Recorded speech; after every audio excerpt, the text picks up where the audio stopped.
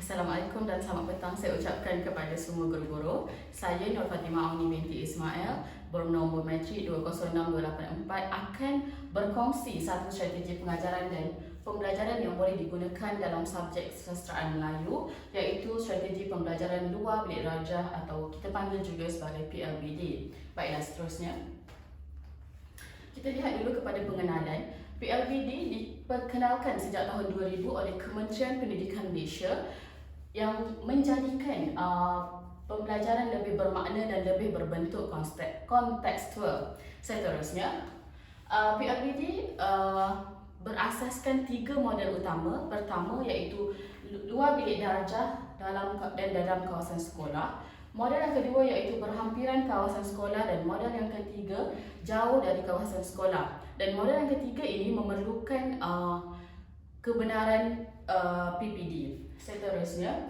ia melibatkan perancangan sebelum, semasa dan selepas. Okey, seterusnya. Baiklah, kita tengok dulu kepada konsep.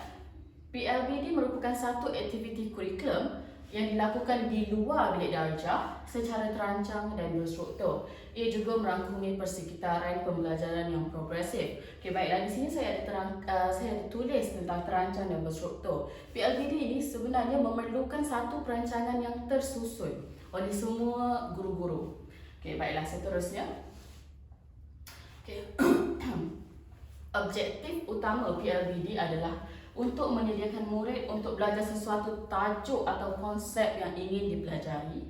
Seterusnya, untuk mengukuhkan pemahaman murid terhadap konsep yang dipelajari. Dan dia juga merangkumi 3 domain pembelajaran utama, iaitu domain pengetahuan, domain sikap dan domain kemahiran. Saya akan terangkan domain-domain ini lebih lanjut dalam slide seterusnya. Baiklah. Sebenarnya PLBD ini dapat memberikan pengalaman pembelajaran dalam situasi yang sebenar, bermakna dan menyeronokkan untuk murid.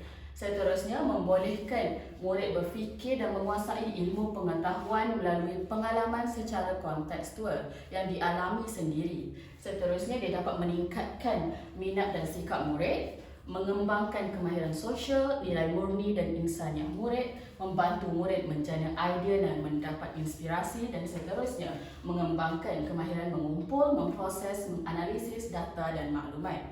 Baiklah, seterusnya. Okey, saya ingin berkongsi satu cara pelaksanaan yang boleh kita jalankan dalam bilik darjah. Okey, contoh yang saya tunjuk di sini, saya menggunakan penantanan dokumen standard kurikulum dan pentaksiran kesusastraan Melayu komunikatif.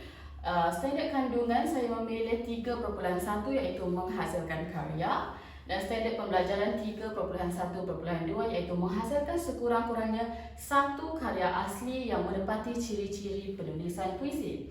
Okey, strategi pembelajaran yang kita guna yang tadilah PLBD. Tempat yang boleh kita guna untuk PLBD kali ini sama ada kita boleh melawat tempat bersejarah seperti muzium ataupun kota Formosa, atau kita ingin memberi pengalaman kepada murid untuk melihat sendiri binatang-binatang di zoo negara dan berbagai-bagai lagi tempat yang sesuai mengikut objektif guru-guru sekalian lah.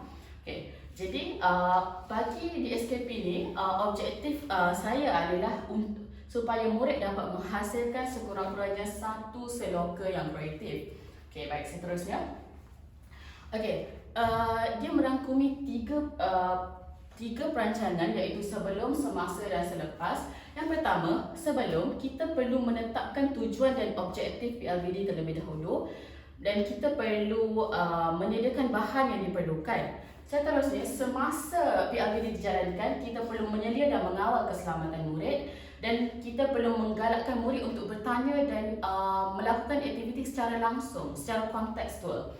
Okay, seterusnya, selepas PLBD, kita perlu membimbing murid untuk membuat rumusan dan menilai pembelajaran murid dan keberkesanan PLBD tersebut. Okay, seterusnya, kesimpulannya, saya berpendapat bahawa PLBD ini sesuai digunakan untuk menarik minat murid dalam menguasai subjek kesusastraan Melayu. Dan ini sahajalah perkongsian daripada saya. Terima kasih.